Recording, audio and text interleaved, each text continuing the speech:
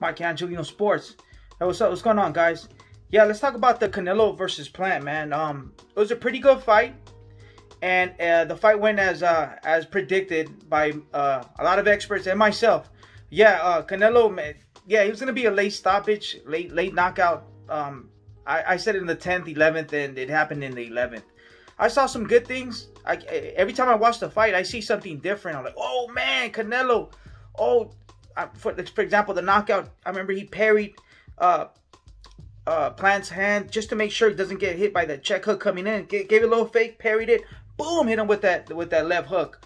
It's just like he knows exactly what to do, man. Everything's perfect.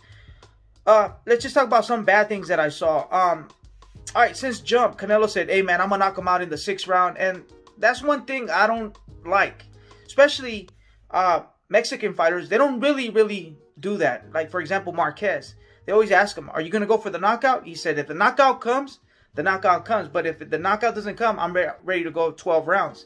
And Canelo usually says that, but the last couple of fights, he's been predicting knockouts. So when you do that, you kind of compromise yourself, and you could get knocked out yourself, man. I've seen it many times. Many fighters, they go for the knockout, they go for gusto, and they get knocked out because you're taking gambles instead of setting up the knockout per se. You know what I'm saying? So yeah, that's one thing, and it did kind of affect them in the beginning of the fight. Till Reynoso told, hey man, stick to the game plan and relax, man. And even Canelo in the post fight conference, he said, yeah, I got a little frustrated, but yeah, because you wanted to get the knockout early, but the knockout came late, like as predicted. He was gonna chop him down and go to the body, and eventually Caleb Plant was gonna succumb to Canelo's power shots to the body, man. So, and that's what happened. So I'll break it down a little bit.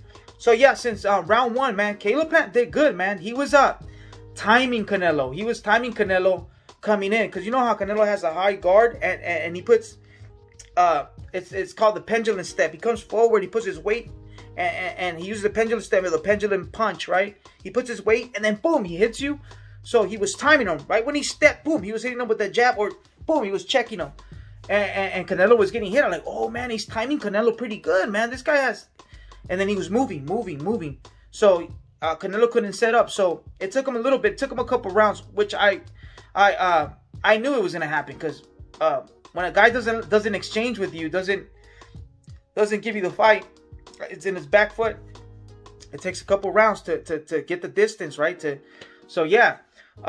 So Canelo, man, had the high guard, and then since the beginning, boom, going to the body, and I give Caleb Plant, I don't know, 3 rounds, 3 rounds in the whole. He won 3 rounds. That's not bad, man. But yeah. So Canelo got a little frustrated. Reynoso told him, man, stick to the game plan. After that, man, like in the 6th round, Canelo was continuing to chop him down, but he was getting closer now. In some of the rounds, Caleb Plant was hugging, and Canelo, he displayed dirty boxing, man. Took a little step, boom, use that forearm control, and then boom, hitting him in the head, or grabbing the back of Caleb Plant, putting in the line of fire, and boom, shooting. And Canelo was doing everything, man. Dirty boxing, inside boxing. He was in the outside, throwing that jab. I wish he could have thrown a jab a little bit more, but like I said, he wanted to go for that knockout. And he wanted to, and that kind of compromises you. So yeah, man. So little by little, Canelo was applying that educated pressure. They say Canelo starts slow, but he doesn't start slow. It's just it's pressure, man. But it's called educated pressure. He's not throwing combinations like Mike Tyson and just putting pressure on you. No, he's blocking. So it's getting you tired, psychologically and physically tired, and then he makes you pay with a boom, body shot. You know what I mean? Boom, a shot to the face. Power shots. One to 2 to 3 shots, but he means those shots. Boom, he was investing to the body. And also, if you watch the fight again, Canelo was hitting him in the elbows, in the arms, body shots.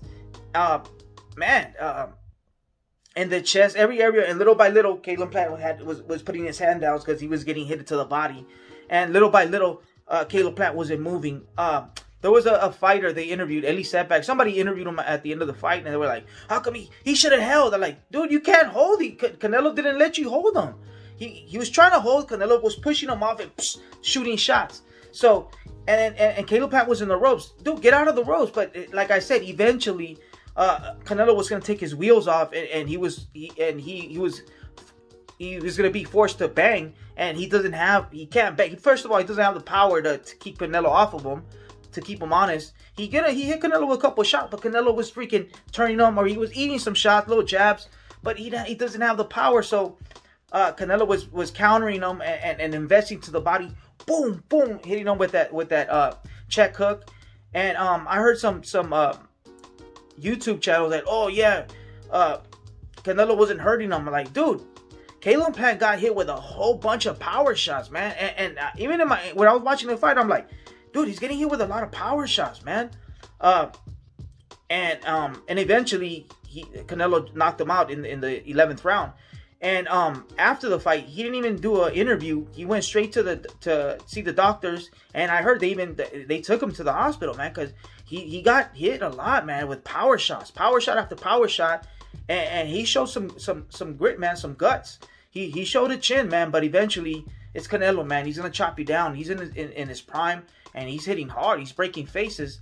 He broke Saunders' face, and there's a rumor that Caleb Plant's face got broken, his eyes, or orbital, however you say it, his eye socket, whatever, he broke that too. So I'll give you further details, but Canelo's hitting hard, man, at 168.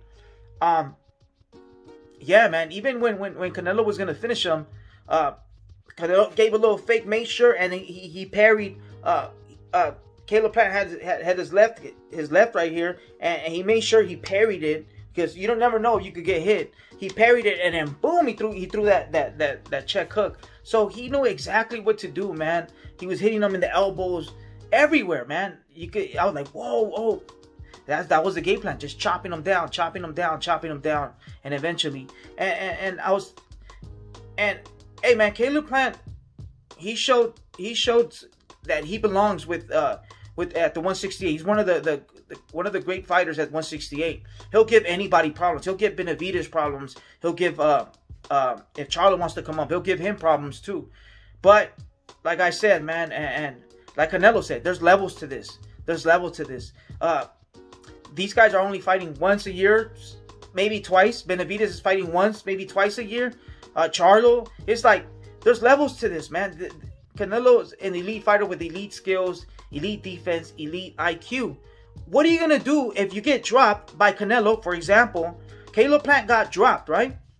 He got back up real quick, instead of taking your time like a veteran or someone that's been there before, someone with an elite IQ. Okay, I'm going to take my time, then I'm going to get back up. The Marquezes, the Tyson Furies, you seen it. Boom, Wilder drops him. All right, he takes his time a little bit, and then boom, he gets back up, gets his equilibrium, gets his senses back, and then gets back up. Caleb Plant just got back up, and he was running. He ran to the other side of the corner, then the other side of the corner, other side of the ring, and if it wouldn't have been for the ropes, he would have ended up in the parking lot, man. He probably would have got hit by a car. So, yeah, man, there's levels to this, and Canelo showed that he's levels ahead of these guys. He's running laps on these guys, man. The marathon. He's running laps around these guys, and these guys ain't putting work in the gym. They're getting caught with drugs, or they're getting in trouble, while Canelo's in the gym. Canelo's fighting four times a year. He cleaned the division in 11 months. Come on, man. This is the levels to this, man. This is an elite fighter sharpening his tools in the gym. He's a gym rat, man. These guys are hood rats. They're in the streets. They're getting caught with cocaine. Benavividez, I love the kid, but there's levels to this. Who has he fought, dude? Who has he fought? Yeah, he got dropped. He got rocked a little bit. But what happens if you get rocked by Canelo? Are you going to take your time and get back up? What happens if you get cut by an elite fighter? What happens if you break your hand? What happens if you're facing adversity? We haven't seen that from him when he faced an elite fighter, because he hasn't faced an elite fighter. So we haven't seen that, man. So Caleb Plant, he didn't have the experience. Yeah, he was good, and he had the belt, and hey, man, he took that loss, but if he comes back, hey, that loss is a learn, man, because he learned a lot. He learned a lot fighting Canelo, man. If he watches the tape, man, there's a lot of boom. They grabbed his neck, and he was putting his head in the line of fire. Boom, you know what I mean? ducking down to the no man's land. Okay, there's not, you go here, there's nowhere to go. Canelo was just hitting him, bah. So he learned a lot from that fight. So, man, Caleb playing his game, man. I give him respect. He went out on his shield, and I like his story, and he showed a lot of good things, man. He timed Canelo. Those are, it's been a while since Canelo has been getting time, man. Has gotten time like this, like, oh, whoa. When, like I said, in the early rounds, he was timing them, and he won some rounds. I'm like, whoa, this looks. He did penetrate Canelo's defense, but then Canelo adapted. Reynoso told him to calm down, and then started chopping him down. Boom, boom, boom, boom. You know what I mean? Throwing little fakes, high guard catching shots, getting him tired. Canelo was in the ropes. There was like in round I forgot, round 9, round 8. Canelo was in the ropes, and Caleb Plant didn't want to exchange. He didn't want to get countered. He was walking him down. Caleb Plant didn't want to throw because he knows if he throws something, there's gonna be a body shot. He's gonna get countered. So he gets you tired physically, but also mentally. You're hitting him, but he's catching shots. He's got the high guard, and he's walking you down, chopping you up, making you pay. Right here in the middle, shots in the arms. And he was talking to him. Caleb Plant was talking to him like, hey, you think I'm good? I think you're good. You think I'm good for 20 shots? And Canelo like, yeah, you're good. And then boom, he was hitting him like, why are you talking to him? So, yeah, man, there's levels to this. And Benavividez, man, I'm sorry. I got love for you, but you need to fight somebody. You need to go to 175 and beat the ones Canelo wants to fight. The Russian guy. Benavividez and Bibelo. There's El Zurdo. Go up there and destroy that. And you're like, hey, Canelo, I'm at 175. Or do that and come back down. It's just like, come on, man. You're just waiting and waiting. And I want to see that fight. But, dude, you haven't faced adversity versus an elite fighter. You haven't faced an elite fighter. So, you look good versus a C+, maybe B. A C+ fighter, yeah, you look phenomenal versus Porky. Whatever, through like a 20-punch combination. You look good, man. I like the kid, but the kid hasn't fought nobody, man. He hasn't really fought Andre Durrell. I mean, he's old. He's all right. It ain't Canelo. You know what I mean? Charlo doesn't fight nobody. It's like, come up to 168 already, man. Fight somebody. These guys don't want to fight nobody. There's Colin Smith at 175 now. Canelo put a beating on him. Then he went to 175. He knocked some dude out, and he almost killed him. So, hey, man, he's in his weight. He's at 175, and he's looking good. Hey, Benavividez, why don't you go up there and fight him? Fight somebody, man. It's just like, if Canelo faces Benavividez, I think Canelo, I got my money on Canelo for sure, man. Benavividez, he has a good jab. He's tall. You know what I mean? And he can bang, but he could do that with C+ fighters, but not elite fighters with elite skills, elite defense, elite chins, and elite IQ. All right, you penetrated Canelo, but then he's going to turn the shot. He's going to catch shots. He's going to make you miss. It's just like Canelo's a perfect 10. He was like a 8-point-something, 9.